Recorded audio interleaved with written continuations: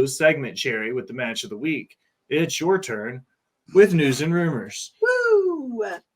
So, first thing on my list, Raquel Rodriguez has mast cell activation syndrome. What that is, because I had to look it up, is it's allergic symptoms such as high swelling, low blood pressure, difficulty breathing, and like I guess it makes her skin like really, really red. She's really self-conscious about it, and she has revealed that until she is healed, she is going to stay off TV. Wow. I guess people were saying something about like her skin, that it was red and swollen and stuff.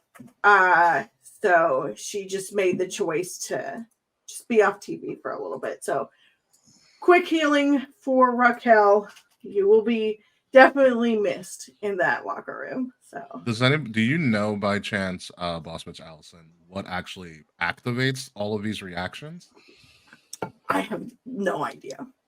I've never heard of that before. That's very fascinating. Yeah, I had to look it up because I was like, I don't even know what it is. Let's see, mast cell activation syndrome.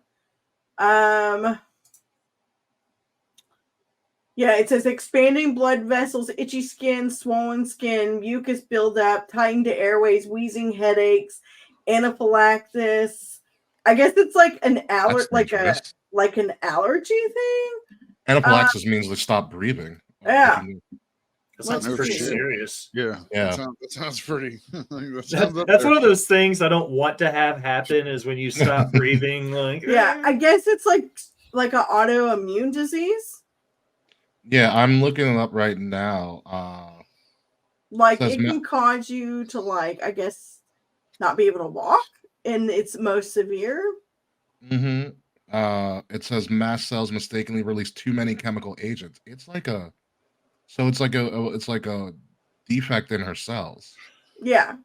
That's terrible. Yeah. Yeah. Like, holy crap. Yeah. I hope she gets better.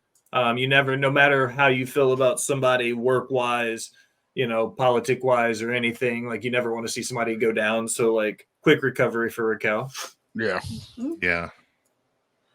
Like getting all the bad allergies in one symptom, like just explode at the same time. Yeah, you find out you're allergic to everything all at once. Yeah. Next up, over the last few days, there has been some interesting TikToks posted by Rebby Hardy alluding to maybe issues between her and Matt. She hasn't said anything directly, but she has made suggestions that he may have been cheating on her. A wrestler cheating? You don't say. You don't say. Who cheats on Rebby Hardy? Also, fact, she's a beautiful woman. At 100%. Yeah. I'll tell you right now, my old lady doesn't know a ton about wrestling, but she knows who Rebby Hardy and Gothic Baby is. Trust me. Yeah. They're more over than Matt is right now. Yes, they are. Here's maybe that's part of the problem. Like, men sometimes can get a little hit to your ego if the lady's doing a little better. So, that could have been, it's not an excuse. It's a reason for, his shitty behavior. I think, and my 2 cents, okay? I'm not taking up for Matt and I'm not taking up for Rebby Hardy either, okay? Rebby made a TikTok a week ago that was making a joke about Matt having CTE. And then she's cracking jokes about like her baby is more famous than other people, like famous than wrestlers talking shit about the Hardy Boys or whatever. Like she uses her platform and then she'll put these really, really like deep and personal stuff out there as a public figure. And I don't have anything against that, but I believe that if you become a public figure at any capacity on any level, the moment you start exposing your personal life like that, you start allowing yourself to have other people involved in your shit. And the worst case scenario is having like 5 people involved in an already shady situation. Now multiply that by hundreds of thousands because of followers. Like all she's doing is opening the door for really conflicted drama and nonsense when her and Matt could be facing one of the most dire pieces in their relationship's history right now. So I think I'm not taking up for Matt, but I'm also not taking up for Rebby either. She maybe should have waited until there was a little bit more hard evidence, because now all she's doing is maybe slandering one of the greatest tag team wrestlers to ever do it. Yeah. And she may just be trolling too, because she does troll some. Nicole says, I definitely agree with that, Will. Thank you, Nicole. Again, once you make your private life public in any capacity, you're putting yourself up to be judged by the court of public opinion. And that is not always nice to people. It's never nice. No. So, moving on. Chris Jericho has said some things and done some other things. He went on this spiel over Christmas about, I didn't sign an NDA, blah, blah, blah, blah, blah. In retaliation to all of that, what's the guy's name that Nick Houseman. Nick Houseman, yeah. He's threw going out on a publicity tour now. Yeah. He is. Threw out some allegations. Can I say it? Go ahead. He said, because I was watching it live when it happened, so the quote rings in my head. He said the words, I'm not saying any of the allegations are true, but if some of these allegations come to light, Chris Jericho would be like the Harvey Weinstein of the pro wrestling world. Just to put it in perspective of how big this accusation was. Like, it was monstrous how big this was of Houseman to say. And now there are several women that have come forward, including, I think, Kylie Rae. Kylie Rae did not come forward. She just liked and retweeted a tweet saying something about pro victims' rights to come forward. That got clarified later. Okay. Yeah. And then I guess Nick, whatever his name is, took it back and said that he was just mad. So you can't just throw that out there and then not mean it. So I think someone got threatened with a lawsuit, so he took it back. I don't know that for sure, but that's not something you really joke about. Yeah, what caused this for him to, start trying to burn the walls down? The trade-off was the chain of operations was Stephen P. knew that he's the lawyer for Ace Steel, CM Punk, and a bunch of other wrestlers. Okay. Yeah. Chris Jericho, he does not represent. And after this last round of releases, after the jump from CM Punk from AEW to WWE, I apologize. CM Punk said that he signed a lifetime NDA. For the rest of his life, he can't talk about Brawl Out or what happened at All In. And then Stephen P. News said that everybody in AEW that saw what happened had to sign one. Chris Jericho was like, I was a witness to what happened to both events, and I didn't sign anything. Right? So Nick Houseman was talking to Stephen P. New on his show. So that was the segue to the Jericho stuff. Okay. Gotcha. And then when the stuff went off about Jericho, Stephen P. New was already gone, and Houseman was just speaking in theoreticals and allegations. So that I said it in a TikTok video I made where it was like, this is one of those hurry up and wait things, because until an allegation becomes him having factual evidence brought against him, it's just hearsay, and that's not upheld in court.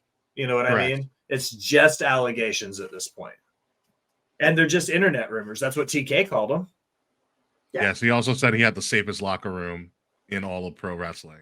But that he was afraid for his life. I know, very ironic. Looking like a buffoon with that freaking hat. And what the fuck was that? I think that was a Tony Storm thing, but still, take it off, dude. You are an executive. You are the owner of a professional wrestling company. Look the part.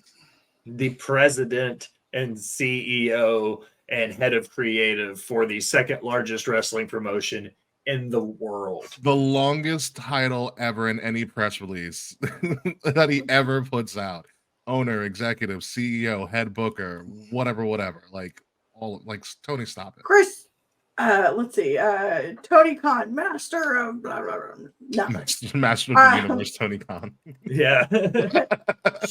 Charlotte had her knee surgery this week, and the very next day she was in that performance center rehabbing her knee. So props to her. It's going to be 9 months till we see her back, but she's already like working really hard trying to like get her strength and stuff back. So she's which is, I wish more wrestlers would do this. She's actually like documenting her healing journey on TikTok and Instagram. Athletic freak of nature, number one. And also, I think from medically speaking, like the best thing you can do after surgery like that is you have to move. You cannot stick around. Getting back in the ring is also kind of crazy to me. But hey, that's dedicated. I feel bad for Charlotte because it looked like she was about to get something going. I was also kind of hoping for Rhea Charlotte 3, like a blow off match, because they've earned that right. And now you don't get that. So I do kind of feel bad for Charlotte in that manner. So, but hey, Andrade's got time. Charlotte, they can spend time together for once, probably. Yes. Yeah. So I think that'll be good. But yeah, like she's not like in the ring, but she's going to the performance center and working with like the WWE doctors, like they're doing her physical therapy. So as they should. According to Daddy Meltzer, Samoa Joe was always planned to win the AEW World Championship at World's End, and the title change wasn't a result of MJF's injuries. I lost my place. Where's the rest? I'm just gonna read a couple of MJF headlines.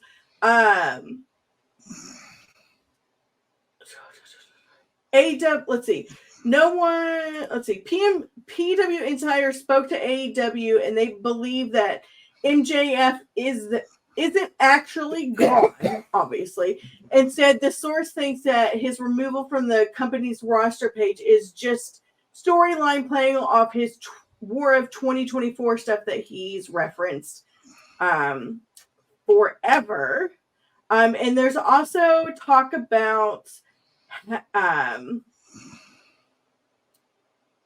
on, two of my headlines got pushed together. Here we go.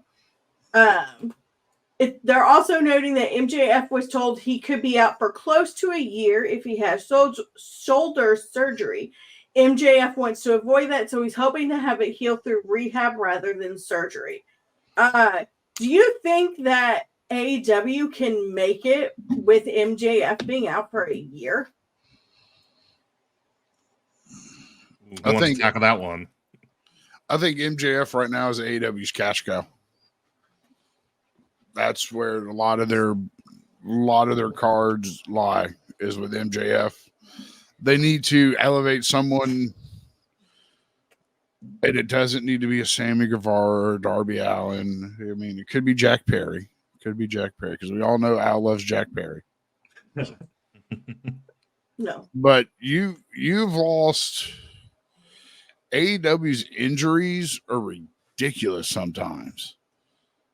Mega's gone. MJF's gone.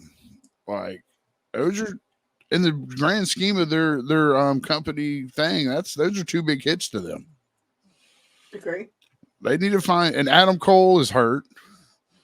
So that's another big piece of that pie with him being the devil, which,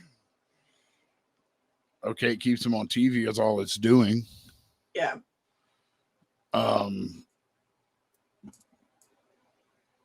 I don't know if they can last a year, but they're not going to have anyone close to that babyface style for the next year.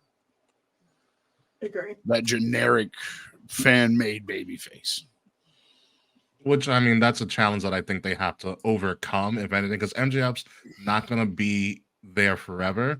I mean, and if we believe what his contract situation is, that he hasn't actually re-signed, take the time off, go into a bidding war. He's a hot talent. He's at a great age. He can make a crap ton of money.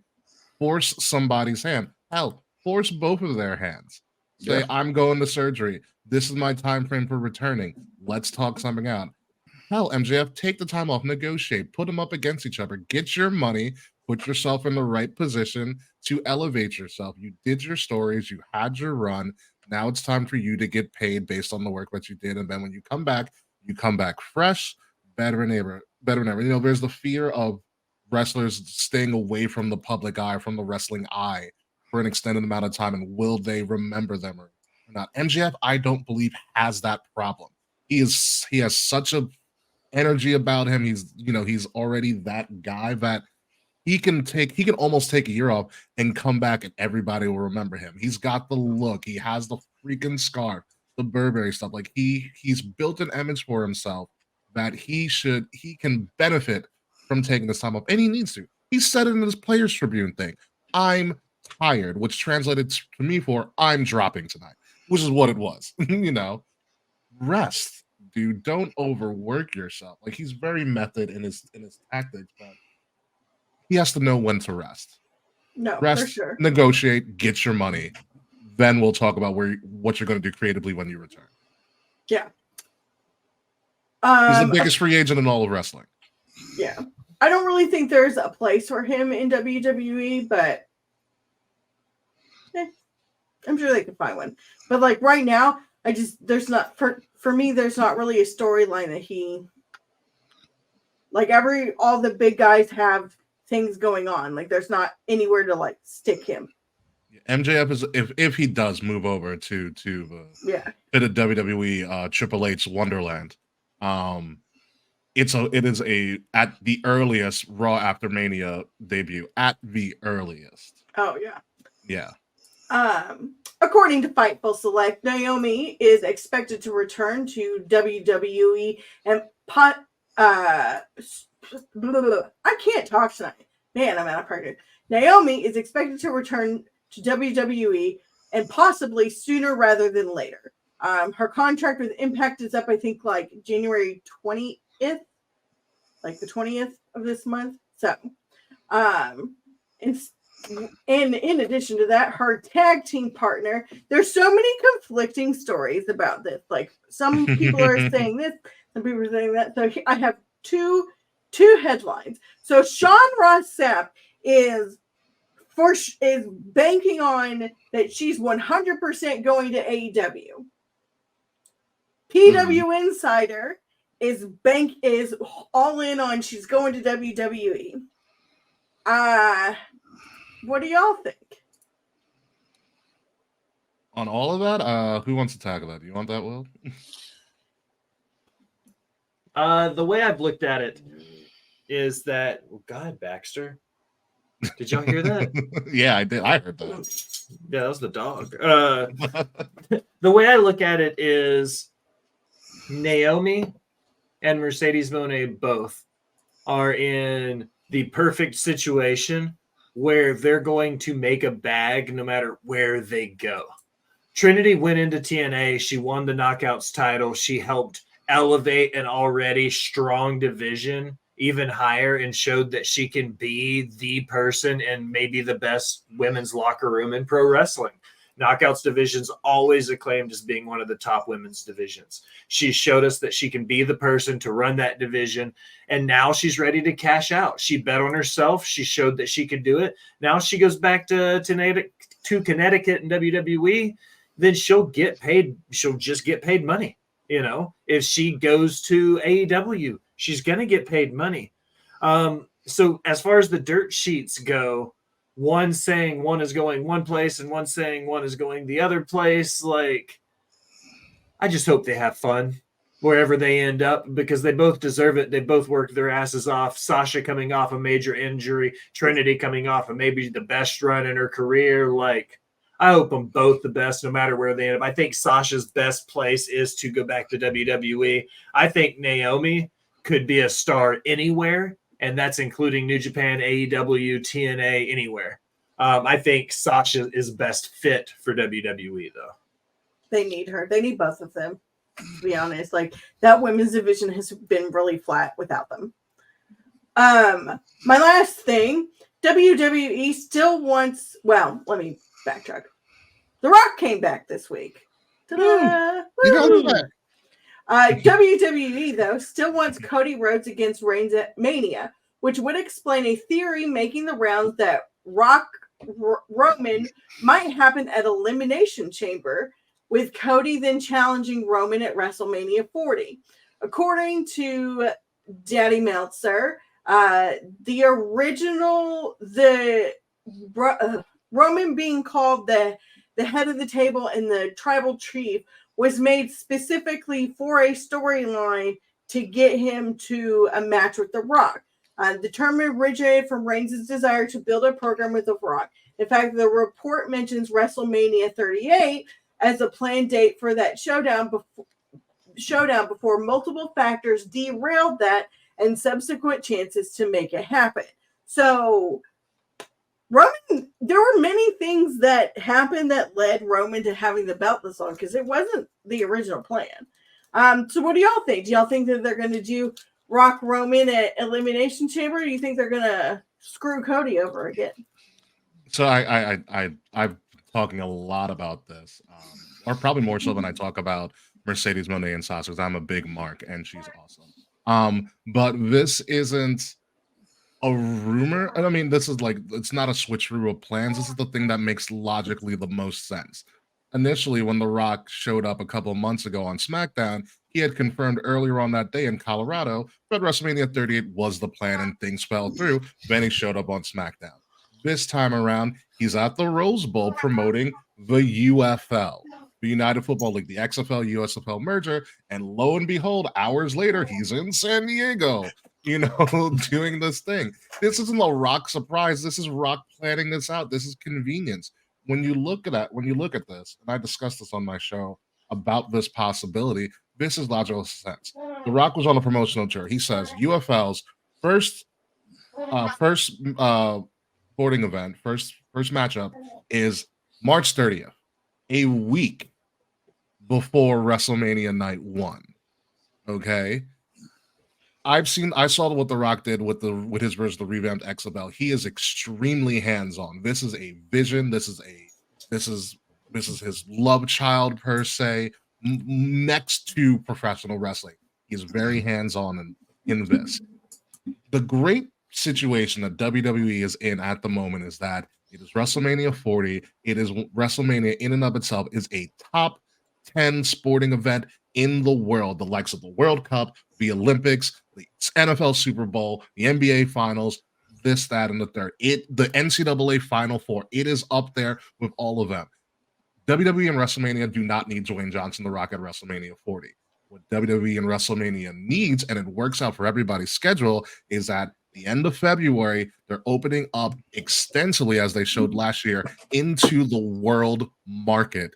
Okay, this year, France, Germany, Australia, brand new markets that they've done before, but not on this scale. You need all hands on deck, and The Rock is the perfect person to. It was going to be a sellout anyways, but this guarantees everybody in that continent, which is a lovely continent, spend some time there, will get what they want. And also, on the flip side, how unstoppable does Roman Reigns look after beating The Rock going into WrestleMania? It makes Cody's story that much better. It's a win-win for everybody. The Rock Roman Reigns has to be at Elimination Chamber. No, I don't disagree. But what do you think? That's the best idea I've ever heard in my entire life. Thank you. Mine, I'm my a Cody original, fan, so Yeah. anything to put the belt on Cody, I'm good for. my original plan was to have a double winner at the Royal Rumble. Have Cody and Punk both win, a la Luger and Hart in '93. But after Cena and thinking, Batista. yeah, it's kind of the same thing. Only if Vince McMahon comes back and breaks his quads. It's the only time I'll allow that to happen. Tears both of his quads sliding into At the the same ring. Yeah, that every time we have a double winner at the Rumble, someone's tearing a quad. That's what it has to be. But looking at the idea of letting Punk win the Rumble, letting Cody win at Elimination Chamber to get his shot at Roman, Mm-hmm. having Rock versus Roman at Chamber be a non-title match. Like there's ways to do it and make sense. Rock and let me see how to word this right. Rock and Roman would sell out any stadium anywhere. Okay. Yes. So why not put it in Perth where you're going to want, and like Ricky said, all hands on deck. You know what I mean? I say it all the time with Rivet City Radio and Botch Spots and Share Shots. You put your aces in your places, right?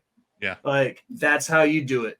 And I feel like Triple H, Nick Khan, all of these people that are doing it will know where to put their aces in their places when it comes to Rock and Roman, for sure. So I'm going to mix up your plan. Okay. Oh, I say that you reverse it and Cody wins the Rumble because Cody's not on Roman's show. So he needs to win the Rumble to be like, I want that one. And then you make Punk a great point. Punk wins at Elimination Chamber when it's a bunch of people, when it'll be Punk and Damian and probably You put yourself in a position now where you got to rattle off 6 Raw superstars. I'm just saying, but like them and like a bunch of like fillers to do, Tozawa and R-Truth.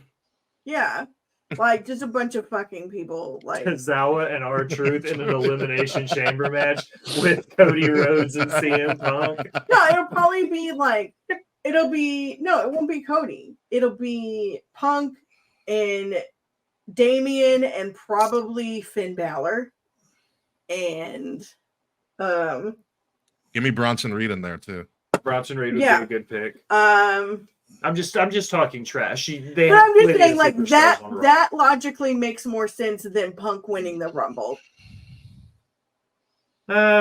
Yes and no. I think either way, Cody needs his WrestleMania moment and Punk deserves his WrestleMania moment. So as long as we get from A to B and that includes both of those things, I'll be a happy camper no matter what.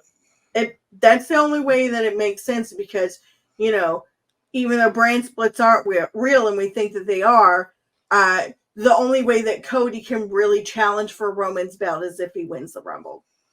Wait, do I see this here? The Australian government requested The Rock. Smart move, Aussies. Yeah, that's what Smart move.